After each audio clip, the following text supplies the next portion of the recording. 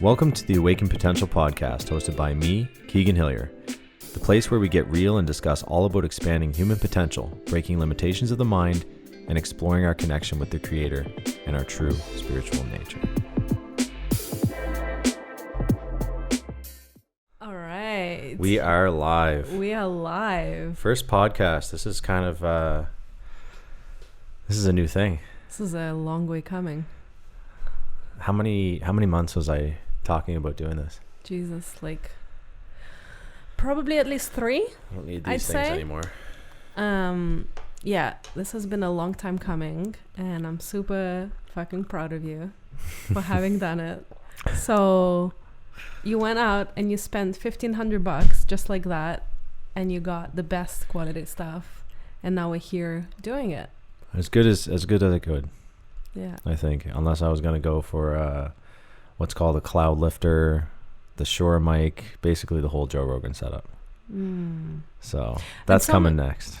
And so many people get stuck at the ideas, right? So many people have so many great ideas, and yet they don't take action on them. And I was one of them. And that's what you've always inspired me with, is that desire and that willingness and that relentless drive to just like go after it. Thank you.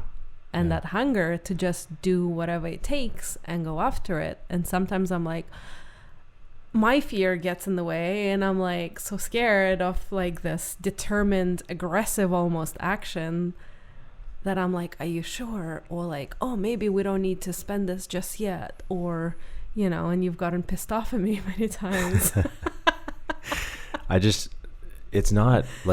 It's not that I'm angry. It's that I want the choice to make that level of self-determinism and control that action and take it, because I know that things can come sooner, and I know that I can accomplish my goals. I have a level of certainty with my action that comes behind my action that tells me to go after these things and says, you know, your voice needs to be heard. These things need to have a platform. And, you know, when an idea starts in my head, I have people coming from the outside signifying to me as well that the idea is in motion. And I know sometimes for you, it can look like I'm rushing or I'm pushing in a direction that is scary, but, you know, I love to lean into that. I love to pull the experience from that and kind of breathe into it and just go anyway. You know, because I feel most alive when I'm doing that. And I love that, because what is fear anyway? You know, what stops most people from taking this kind of decisive action? You know, like we see a lot of people have great ideas, but again, not a lot of these ideas get translated into action. And we see this, and you see this a lot in your work and coaching practice and when you talk to people and stuff. So it's like, what are those things that happen in someone's mind, and what causes someone that, you know, that fear of taking that action? For some people, it seems so easy from the outside. It's never going to go away. That's the thing. It's going to ride with you everywhere you go. You have to actually invite it along with you. But you lean into it. You know, it doesn't have control of the steering wheel. You do. And when you take full control of the steering wheel and you don't allow those fears or anybody else's fears to seep in, and you know how to handle that with your family and with other situations in your life, it no longer controls you. It doesn't have the wheel anymore. It sits in the back seat. And in fact, you strap that shit to a baby seat, and you don't allow it to take any control of the situation at all. You allow it to see everything, have every experience that it wants to have with you, and you bring it along and you learn to love it for what it is. Because the persistence that you have and the perseverance you have through the fear brings out the best in you. I mean, just imagine if you didn't have it. What would you be up against when you were jumping out of a plane? You'd probably die pretty quickly. Right. Because you wouldn't be scared of things that were actually dangerous. Because it's the same thing in our brain, right? Yeah. Like, it's designed to, in a way, protect us from perceived danger. Often that's not an actual danger to our life. It's not like an immediate modern threat. day, of course, yeah. Right. But it's the same kind of response. So, yeah, it's absolutely a necessary response for us to have in order to protect us.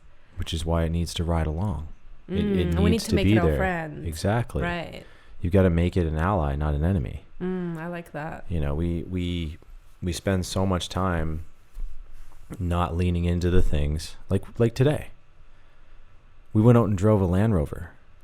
This is something I've always wanted. You know, I've always wanted to get myself a nice Land Rover. And man, the color, everything just matched my personality and exactly who I am. And, you know, looking at that from the outside, all the work we've done and everything that's gone on, I still had points of driving that car that was like, you got to wait. You shouldn't be driving this right now. You should be at home doing more, producing more. The voice is always there, right? Do you deserve this right now? But you act in spite of that, not irresponsibly or irrationally or to a point where, you know, you're just frozen and completely enturbulated in your fear. Yeah. Or you do stupid shit where you take unreasonable risks. Exactly. Yeah. That's just stupidity.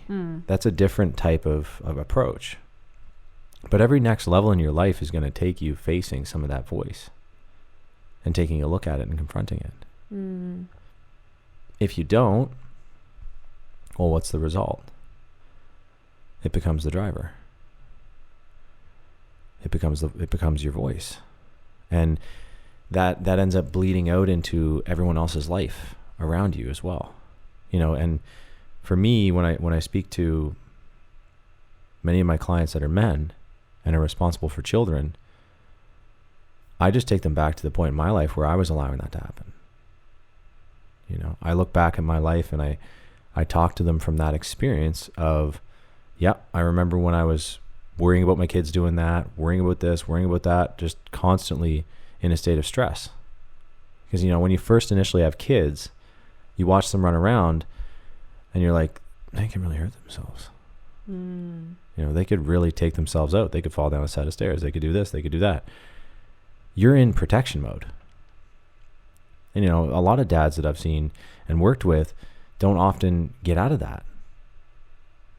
Right. And really let their kids expand into the fear.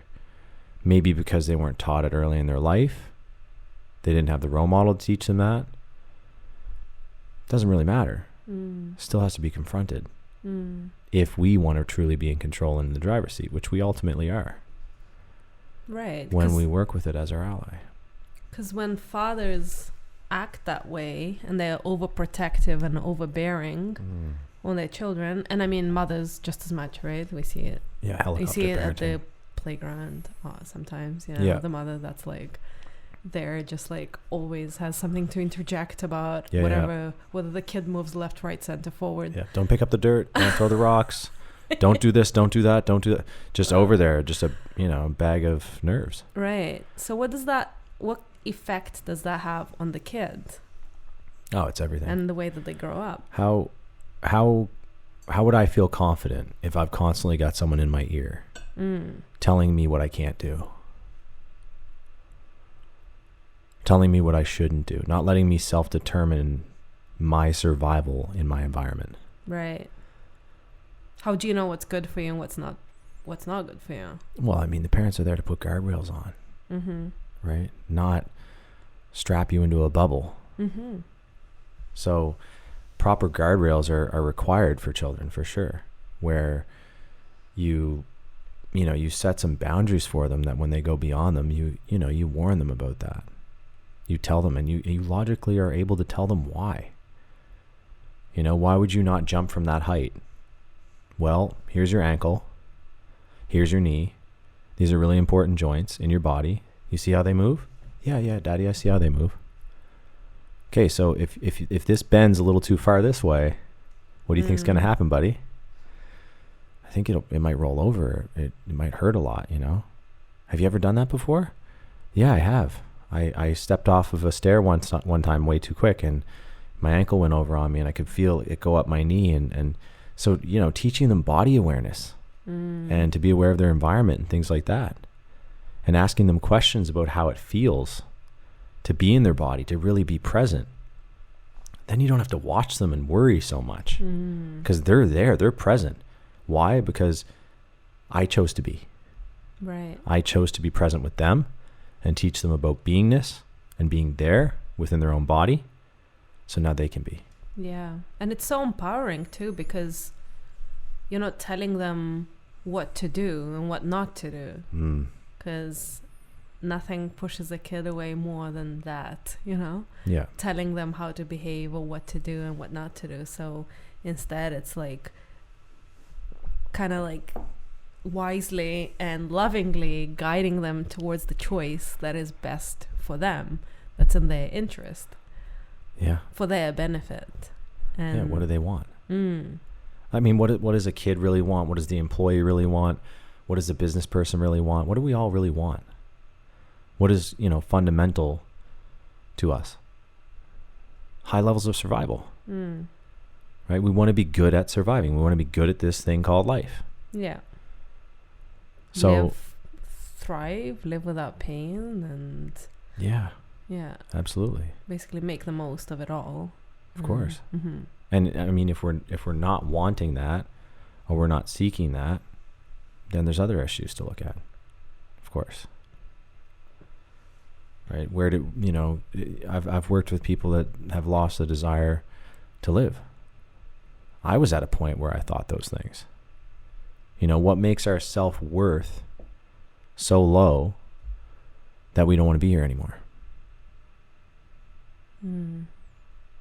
Tough question. Well, think about it. Back to the control thing. Back to who's in control. If you're being controlled for most of your life, you've got a parent watching over you most of your life. You learn to question yourself most of your life.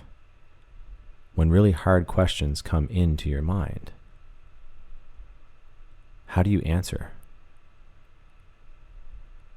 Like, what's the point? Right? This is one that I typically see with men who have thought about removing themselves from the situation. What's the point? Is something I hear very often when I work deep with some of the men I work with.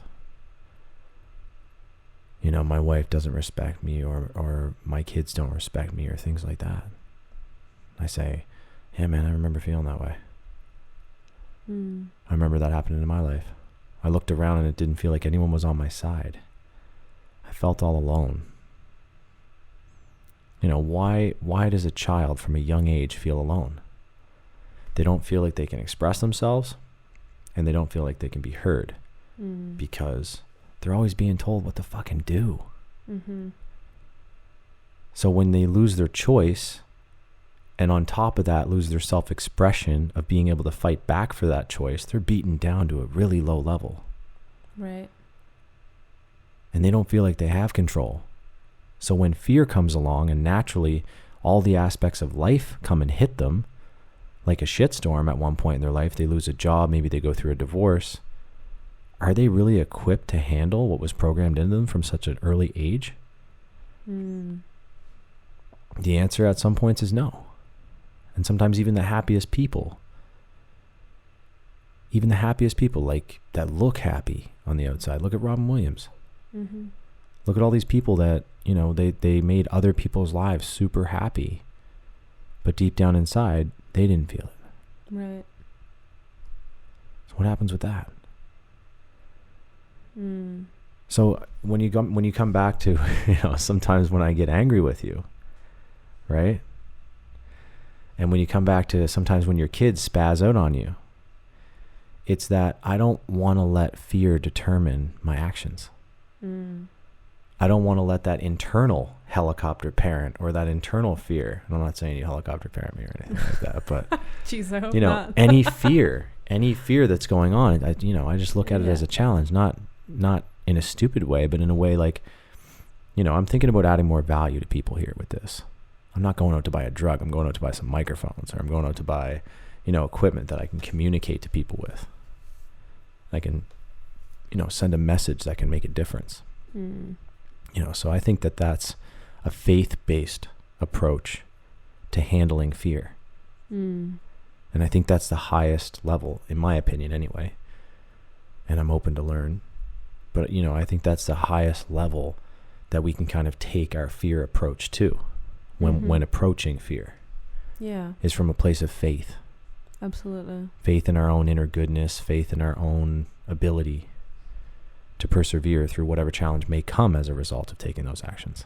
Yeah, I remember this, reading this somewhere and learning about it, that you can you can take actions out of either one of the two drivers, I guess, either out of fear or out of love or faith, essentially. Yeah.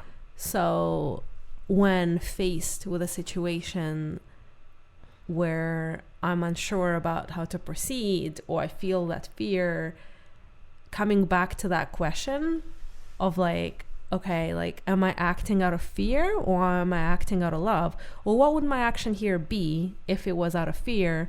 And what should my action be if it was out of love and faith? Yeah. Right? And it's choosing the love and faith. And whatever that action is, that's the right thing to do. Yeah. And sometimes it's really scary. It's scary as shit, but it's Give me an the example. right thing to do. An example? Well, I mean, it would be, for example, what comes to my mind is stepping into my passion. Okay. So with COVID, I didn't really fully step into it until COVID hit, because, why is that? As you know, I worked, I had a job, I was serving at a restaurant, I was playing around, having a business for the past 3 years before that. Now, just for sake of conversation, what do you mean by playing around? That was a pretty truthful verb there, because it was. Yeah. So tell me. When I say that, because I wanted to have a business, and it was a dream of mine probably since I graduated, since 2010. Now, I'm saying playing around because I kind of had a business. I was teaching classes and workshops, and then I was selling essential oils, part of the doTERRA, and I had a couple of coaching clients on the side, but it was far from generating a consistent income, so really, was that a business? It was more of a hobby, really. It was making a couple of grand a year was not a business. I mean, let's be real. So what does business mean to you now? Well, and some may argue that. Some may say it's still a business, going out and having the incentive to no, hear me out. But having the incentive to do your own thing and find out a service that you can provide and charge money for on your own without someone telling you what to do is a business, right? But I think that a lot of people, and me included, in that desire to be an entrepreneur and have a business, I was in a way lying to myself that I did have a business to make myself feel good. Yeah.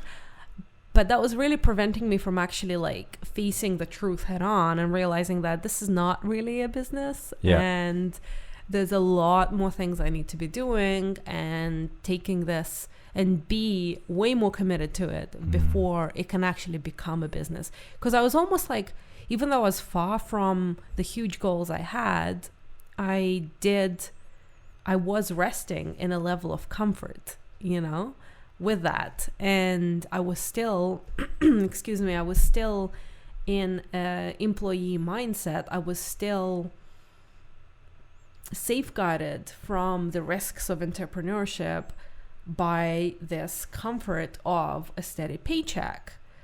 And I love this conversation. It really had to, I really had to take a real look at it. And you played a huge part in it, and that. many times when you were driving me to work and giving me these speeches about how I need to really think about Preach. where I'm putting my efforts, and it needs to be 100% into something. And it's true. And as much as like I didn't really like it at the time, and it made me uncomfortable, and again, shit scared, I truly appreciate it because unless we fully 100% commit to something, we cannot know ever how successful we can be at it. And there are cases of people that have started businesses slowly on the side, part-time, slowly replace their income, and not it's not for everybody to quit their job immediately and jump head on, straight on, dive deep into the world of business and put everything on the line. That's not for everybody. However, for me personally, I can't do something half-assed, and having that safety blanket just kind of like, it meant that it was preventing me from putting everything I could in it. And part of my mind, part of my energy was still like I was holding back a lot. Yeah. And so with COVID, losing my job, having that time to basically focus on fully me and my growth and my business, and literally eliminated all excuses for anything else. I still could have used excuses and felt sorry for myself and how horrible life is and the world is. Oh my God. But I tried to, after the initial month of a lot of crying, a lot of shit. You got your shit together. That's the whole point. Coming out. I got my shit together. Yeah, eventually. you totally got your shit together. Yeah, and and I stepped into it, and and that's what has created a lot of the results that we have right now, and I can feel like a rocket ship that's fully charged and going in one direction, you know, and there's nothing that's in the way of stopping me, because there's no way. And I know 100% of my efforts are committed in that one direction, going with you. So yeah. And if you take that and understand that, if you're in a position where you're questioning things, and you're at a job, you're at a regular job, because I had the same experience. I lived the same experience prior to you. And even when I was telling you that, I had another business that was sitting right there that was like, you can make a lot of money with this, right? You here's the temptation. It's like the devil whispering into your ear and telling you, here, just come over here and make some money. So that was there. And I was speaking into my own life at that point, which you were next to me witnessing, both of us going through this transition. Yeah. And I was just dying for my own commitment, the same way you were. And we were like two trains headed towards each other that both wanted the same thing. And when we recognized that, and we both committed to that, then we started heading in the same direction. Right? We smashed into each other, reflected everything that we weren't doing that we really wanted to do. And like our first date, kicking a soccer ball around, back and forth, back and forth, back and forth, the ball just back and forth, having so much fun with it, right? But it's a game. It's a game, back and forth. It's mirroring. And then eventually you want to start creating a different reality, and you want to share that reality with that person. And it's really cool to build that. So cool. It's so cool to build that. It's like when I was thinking about, I didn't think about any of this stuff, like just off the top of my head on a regular day basis. For the first while, I was stressed. Because like you said, your mind is still kind of stuck in what you've been doing. That doesn't just flick off. You don't just go into a healing crisis and all of a sudden, like the next day you wake up and it's like, my mindset's changed. I'm now a business owner. Yeah. You never get that. No. That's not a luxury of this path. Yeah. But what I want to come back to is the point of, I consider it more risky not to commit and go all the way in than to continue to keep the risk of holding a steady job with the steady pension and all this stuff Oh that my gosh. that seems so steady. Yeah. Like, what are you risking by not doing what you love and not doing the things that you really, really are passionate about, that you really want to do? Absolutely. What are you risking? I think you're risking everything. Mm. You know, when I look back, I'm like, I risked everything for a long period of time. Mm-hmm. And if I didn't do this in, 29, 30 years old and start this whole process, and I still even consider at the beginning of it, fail a few times through it. Mm. Not, epic failures. That's like you lose everything. I'm talking about this specific business. But I mean, the websites and going through all the different ways of marketing and all the different ways of getting your information out there to other people and getting your message out to other people. That's all like mini little steps and hiccups that you go through naturally in any business, no matter what kind of form of business it is. For sure. And those things come with their difficulties and their doubts. Yeah. So what do you do in that step? Mm. What do you do when there might not necessarily be guidance in that point? Right. Again, back to the same point. That's when the fear comes in. That's when the voice comes back in. And I think, that's why I'm so in touch with that part of our work that I love so much, helping people heal from their trauma, their past, the things that are those voices inside their head, those commands that are inside their head. Their parent watching over them. Yeah. Be careful when you do that. Mm-hmm. All that stuff becomes the voice inside your own head. Mm. And you start stopping yourself, from risking some things. Mm-hmm. But again, what's the risk of not trying it? You won't get to experience it. Yeah, I don't think there's anything worse than thinking back Yeah. to and wondering what could have been if you just tried. What Imagine could have that. been if you just risked it, just went for that dream, just gave it your all, instead of just like dipping your toes and like maybe, but really holding back. Like, I don't think there's anything worse than that. Imagining that pain like you just did is a gift. To be able to go forward to your death and picturing yourself on your deathbed, your family around you, everybody you love, and asking yourself, I'm just not going to do it. Mm-hmm. Not going to bother. Not going to have the impact I know I can. Not going to try to find out if there's potential. Just going to kind of rest and not do much about anything. Not going to take the action. Not going to take the hard step. Yeah. That would be miserable. And letting yourself sit with the what if you didn't, really helps you move yourself towards the edge of, I'm doing this no matter what. Nothing's going to stop me. Yeah, for sure. Yeah. Well, it's like there's a lady that wrote a book about she was working with people on their deathbed, and she decided to interview them and find out and ask them a few questions. And then she wrote a book based on that. And nice. I think it was the top 5 or the top 10 regrets of people on their deathbed.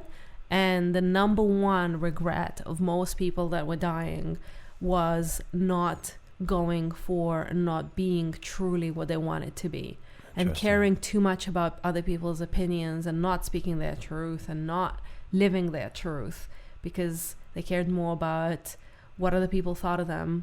They cared more about failing than they actually cared about what they truly wanted and not listening to their heart.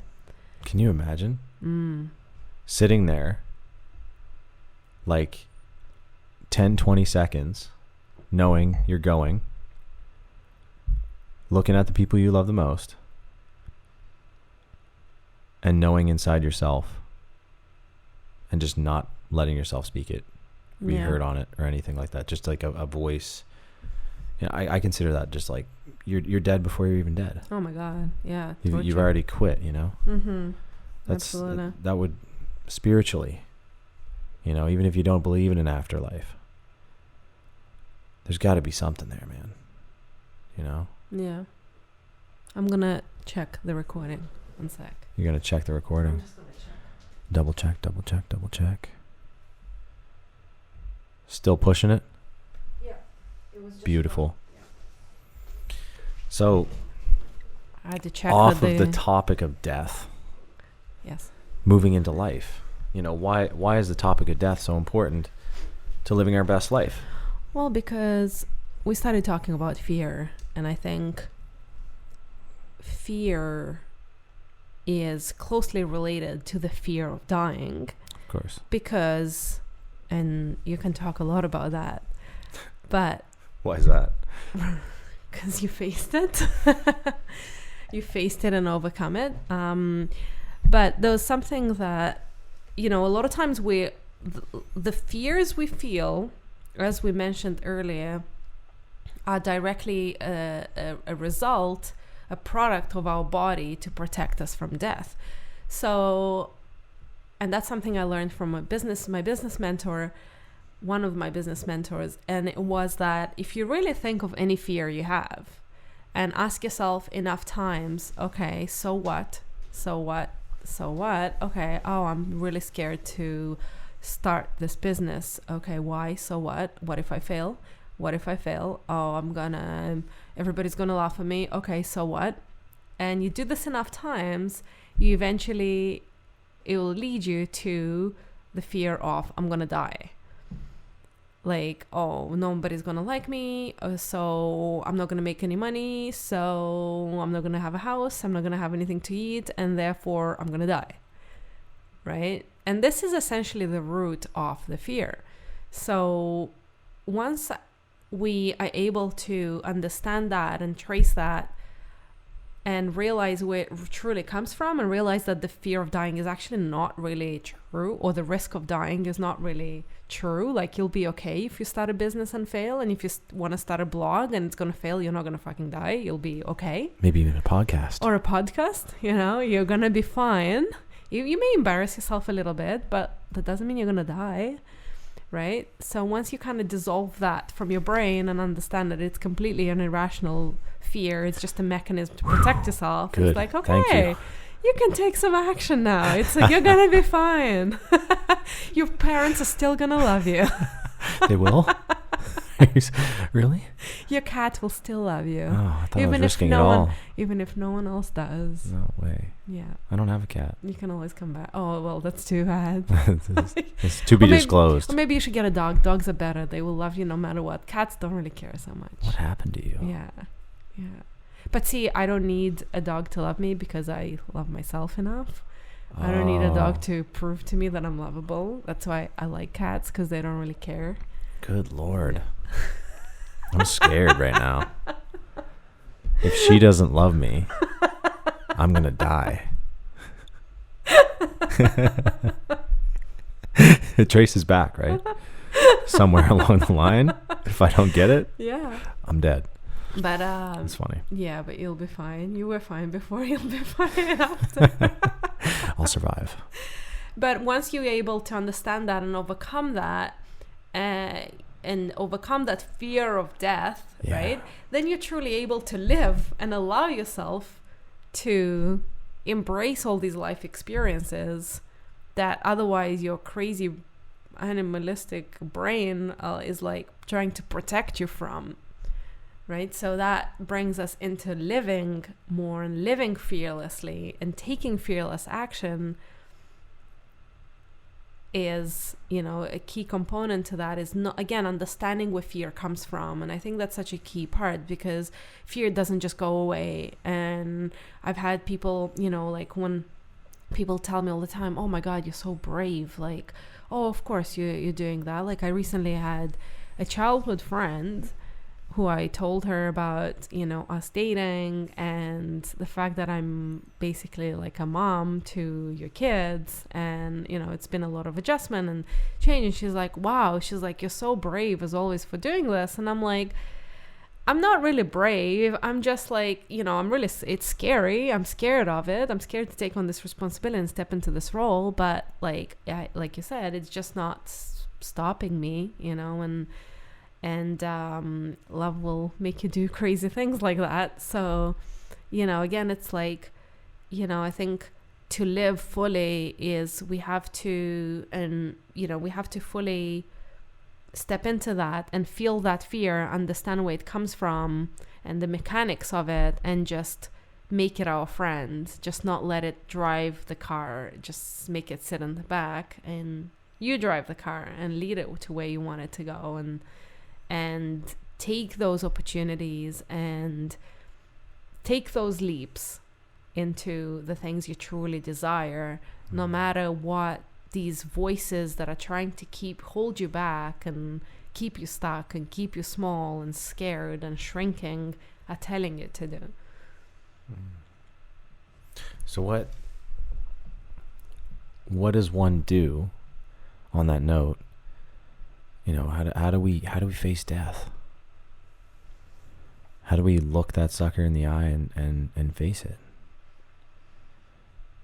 Well, tough question. I haven't come close to that. I think you have. I've bared witness. I mean, we've had certainly some experiences with psychedelic substances that took us to, you know, expand our consciousness into, you know, beyond the conscious realm, for sure. I think, I mean, I can't say my experiences have gone as far as, like, you know, out-of-body experiences or near-death experiences or anything like that. Part of not fearing death for me personally is having a spiritual and being connected to spiritual beliefs, and my belief and my knowledge that I'm not just this body, and that my spirit lives on and continues on infinitely and is not bound by body or by, you know, this specific lifetime. And again, you know, how did I get to know this? You know, I became fascinated with learning about this and studying about this for years. You know, and there's been countless accounts of people that have experienced multiple lives, and kids that have weird memories and facts of these people that were actually real people. There's this boy, I don't know if you know or if you've read or seen, but there's this boy who was like 7 or 8 or something, and he started talking about some memories he had of being a pilot the war, right? Yeah, I saw that one. Yeah, and then they looked it up, and he's actually like a real. Yeah. He knew names and stuff. Yeah, and he knew locations, names, and all these other things. It's crazy. Yeah, and there's countless like examples like that. Yeah. So, plus, you know, looking at quantum science, which I became super fascinated with, and how, you know, matter is energy and consciousness manipulates energy and basically makes energy stable in a point of space and time and makes it into matter, which vibrates at a certain frequency. And just like when I started getting into all that stuff, it was like, holy shit. Like, to me, honestly, it was like almost like an intuitive knowledge that I just felt it's true. And I was like, wow, it all makes sense. Even though it's like extremely complicated and mind-blowing, and our logic, like my logic couldn't really make sense of it. But somewhere deep, I was like, this is all true. This explains everything. Yeah. Like, of course, you know.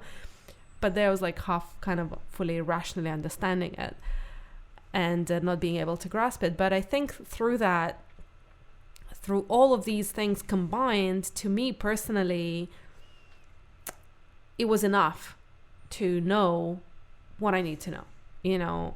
And again, like, we may not be able to know everything and explain every single thing of how it works. And I don't even think that's necessary. To me, it's like, okay, what are the facts that are helping me? And are they really serving me and helping me in my life, right? So for me, it's like, okay, all these facts to me make sense that my consciousness is not just in this body. I'm not just going to die and disappear into nothing, into the ground, and life will be completely over and it'll be darkness forever. To me, it doesn't seem like it's that, because energy doesn't disappear or appear. It changes forms. So reincarnation makes a lot of sense to me. So just all of these things combined, it's like, it gives me peace, you know, and it gives me peace that, yeah, it does continue. And this part of life is just this lifetime is just a part of an entire journey, right? So with that said, what is death really? You know, I can speak from experience in my answer. I'm just concerned. What's your answer? I want to say like a transition. Yeah. You know, I want to say like a transition from this physical realm into something else. I don't know what else, but yeah, I definitely think it's a transition into something else. This is kind of like a stage. Yeah. Yeah, I think I agree. I agree completely. What do you think? I just think that there's a point of, I guess you could call it mind, you know, that in a few experiences that I've had, and you know, I'm pretty extreme in my experiences in my past, I experienced a state of no mind where there wasn't mind left. It was gone. Right? Enter through the void, if you want to call it that. Yeah. And light, the existence of just an ever-present light. And I say that ever-present light. Passing over to that, guidance, love, nurturing. That's the only way I can explain it. And I'll take you to my physical explanation of that. I was in a pretty sick spot in my life, and I wanted to know that there was more than what I was experiencing. So this pushed me to an edge of trying things that most people don't try. A high risk, high bravery, I guess you could call it. But really, I look at it back now, I was trying to escape.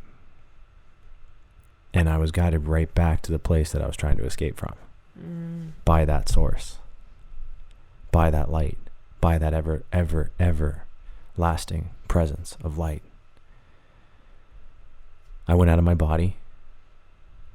I tested, you know, a lot of DMT. Went really deep. And it was almost like the spirits were reflecting back to me. Keep going, come on, keep going. They were being me, back to me. They put me right in front of myself. And the level of confront in that is life-changing. You know, and you know, you hear stories of the opposite, where people confront that stuff, or they go through that stuff and their whole life goes to shit and they actually go insane. This is why I don't recommend this type of behavior to a lot of people. You know, I still don't know why I wanted to push myself that far, why I wanted to take things to that level. I can see now because I can share my experience, and I can also help others through that experience and be a better guide because of it. You know, I think the best guides are the ones who know all sides of the mountain, not just one path. So I tried a lot of paths. You know, this was one of many. And in doing that, I've talked to Buddhists, I've talked to all kinds of different people. But in doing that, I've actually gone to temples and meditated at temples and stuff like that too. But in doing this, I had two female guides come to me next to my bedside. And there was a voice in my head. Really, really negative. If you were to describe this voice, it was like the devil. You know, if you were to put it in our terms of knowing. And I just hear this doubt and all this fear and all this stuff like coming up. And these two guides are like, go ahead, take more. Just do more, just do more, just do more. I got this thing packed. You know, I got this thing full. I went in prepared, ready to go and leave. Right? I didn't want to die. You know, I didn't want to leave my life. I wanted to come back better. I wanted to know the reason why I was so scared of life. I wanted to know the reason why I was so fearing being here. So it's almost like an opposite, a law of opposites, where you got to find out the opposite in order to find out the opposite. Right. Yeah, I know So what you mean. I had to die before I died to know why I was so scared to live. Yeah. Because that's what truly that's the state I was in. I was scared to live and be truthful and honest with myself and confront things in my relationship that were going on, confront things in my family that were going on, confront things that were going on all over my whole life. Everything. Abuse in my relationship, all this other stuff was going on. And I was trying to find my thing in this. And you know what? It was wrong for everyone else around me. But I was so scared. I wanted people to come with me. Mm. It wasn't for them. It was for me. And, you know, I was scared since I was young about going into things alone and kind of going and doing things alone. You know, my father wasn't around when I was young, and I didn't have that male role model around when I was young, so I was kind of freaked out to go into experiences alone. So I see why Spirit sent me two females, made me more comfortable and at ease so that I could go through this experience. And as I'm going through this experience and I'm continuing down this pipe, that's exactly what it's like. It's crazy. Mm. The pipe is exactly like the pipeline you travel through back to home. So I hit it, and I couldn't help do it more and do it more and do it more. And then I lay back down on the bed, and I see these two feminine spirits. I describe them as feminine spirits. Pick me up out of my body and take me to this source through this wormhole. And I'm dead. You know, I tricked myself. I'm not actually dead. Mm. You know, the whole aspect of death is a lie. That's what I realize immediately as I'm traveling. Whatever amount of time that takes in this reality, I don't know. Seems like 2 minutes. Not even. But, you know, very climactic through the whole thing. Mm. And I get up to this source, this light, and they're like, "What are you doing here?" It's like they're talking, but energetically. Like, "What are you doing here? Your time's not done." You know, so immediately I knew that I was confronting almost like you took a trip and it's like, yeah, your practice isn't today. You know what I mean? Like, I think about sports and like showing up at the field and like the team's not there. You're like, what? I must have got the time wrong. Oh, did the time change? Yeah. So that's how it felt. Yeah. Right? Through their communication. Mm. But they weren't mean about it. They weren't bad about it. It was just kind of like, Confused. yeah, like they had again confronted me again with my own level of spiritual awareness. It was just all a mirror. You know, these were just spirits talking to me, sending me a message that I deep down already knew, that I was seeking outside myself to go find. But then I went within myself trying to seek it outside myself. Do you understand what I mean? Sure. Yeah. That's how, you know, DMT and dimethyltryptamine, this internal molecule, makes you confront yourself, because it's in everything. Mm-hmm. Connects you to everything. Right. And like I said, it's not for everybody. Mm. You know, because I know people that have tried it and, you know, talked to me later in my life and things like that and been like, I feel like I've lost everything. Mm. Because how many people are actually willing to confront death fully and look at it deep in the eyes and just go through the process? Because you're lighter on the other side when you realize it's a lie. Yeah. You're totally lighter. Not, you know, in my opinion, not through knowledge, not through information, because I consider that shit just something that pushes you over the edge to find out how it really feels. You know, what does it really feel like to leave your body? Because, like, I think your body's the prison. I think I don't think it's like a prison in terms of like you're stuck here and it's so bad and everything like that. But I think we are meant to understand our spirit. It's returning. You know, when we're in a body and we think that that's it, that's the only existence. That's the type of prison I talk about. Yeah. Right. If you think and you're stuck in the mind state, and this is a very tricky one, right? When you have fear, especially the irrational stuff, not the stuff that's helping you actually survive in this physical body, that irrational fear that's stopping you from doing, the most simple things. Some people are stuck in their house because they don't want to leave outside because they're scared of germs. Yeah, I was just thinking about that when you were talking about it, how it's so relevant in today's world too. Man. The fear of dying is so big that it's stopping us from living. Now. Right. And we're willing to compromise every normal living behavior, Everything. Not to mention our immune systems. Yeah. And everything else that our body actually needs to survive better. Yeah. Funny enough.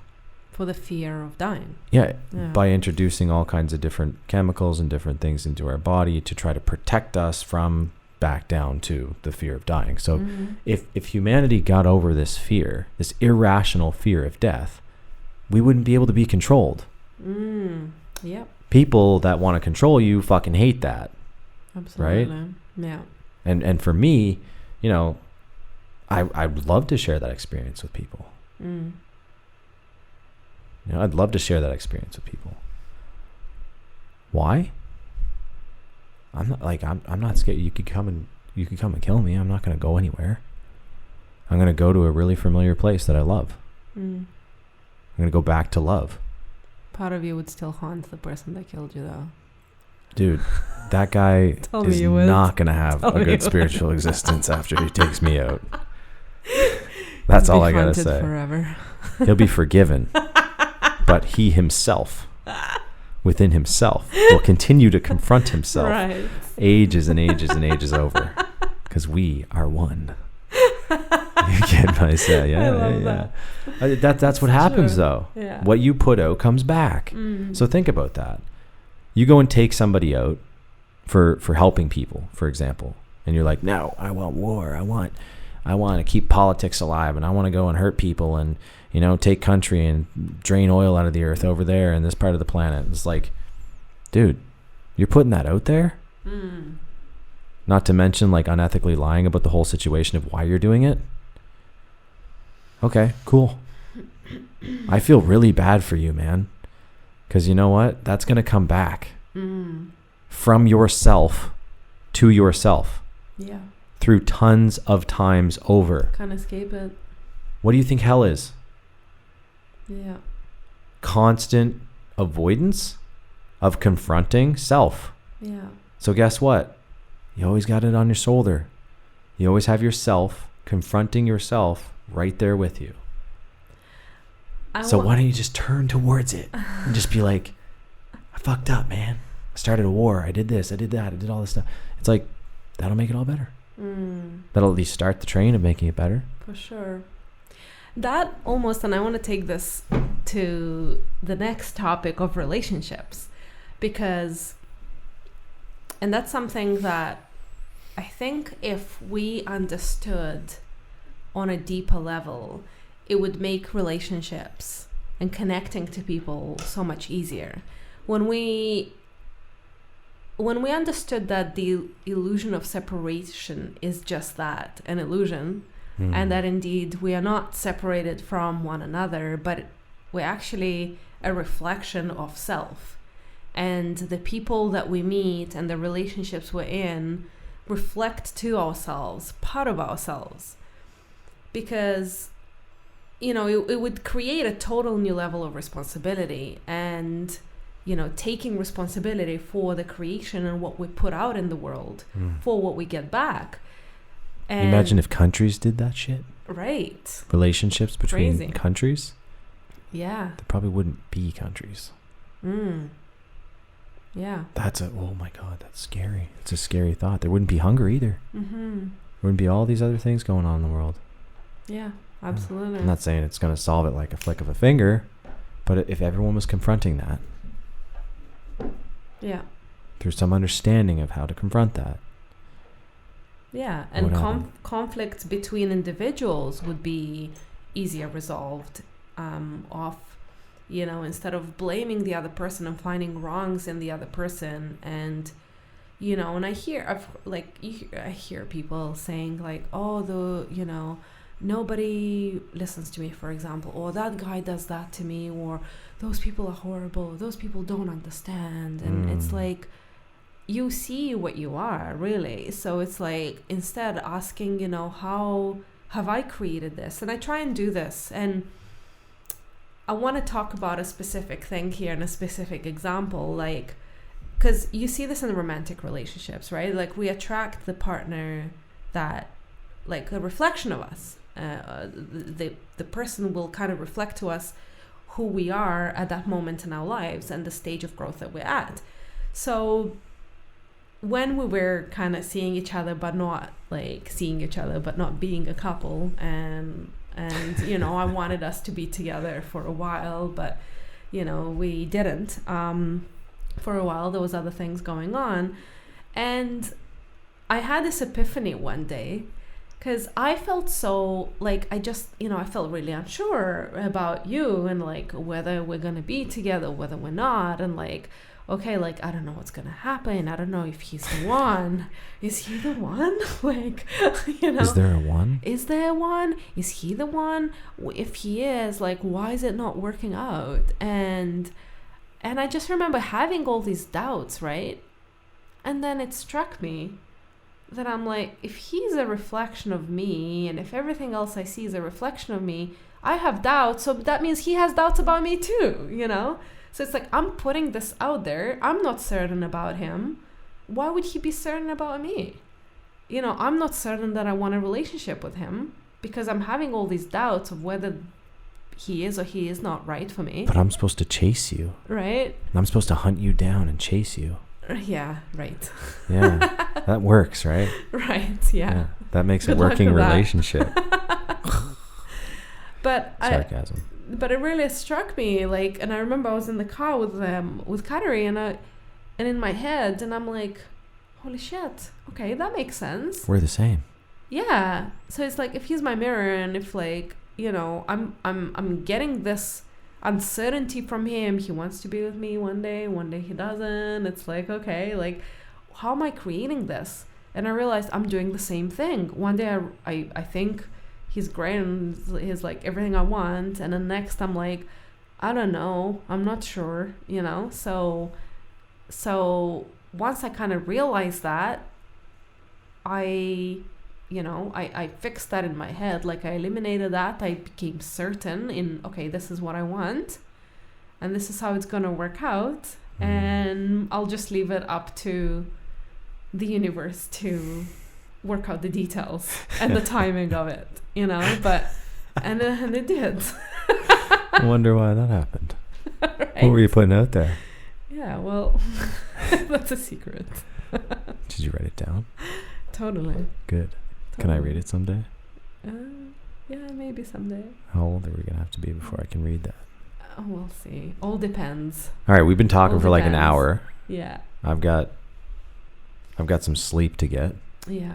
Some things to clean up. This has been a great first episode of our podcast. Amazing first episode of our podcast. Yeah. This is where we'll talk a lot more and bring all kinds of bits of wisdom and to help awaken experiences and awaken potential. And awaken that's what it's potential. all about. That's it.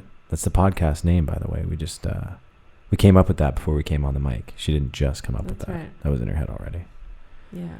Awakened potential or awakened potential. Yeah. Do you want to put that out there for a feeler? Awakened potential or awakened potential? Awakened. Awakened. I love it. Mm-hmm. I love it. It's beautiful. Yeah. Just like you. Thanks. Yeah, it's all about that. It's all about activating that potential that lies within us. Absolutely. Dormant, sitting there, just waiting. Yeah. Sweet. Well, thank you all so much for joining us. Cut! That's a cut. Clean it up. Wrap it up. Talk to you later. Love you guys. Bye. Peace. Peace. Thank you for joining us and your support in our mission to help reach millions of people around the world and expand human potential. Please be sure to check us out online at KeeganHillier.com and find me on Facebook at Coach Keegan to stay in touch.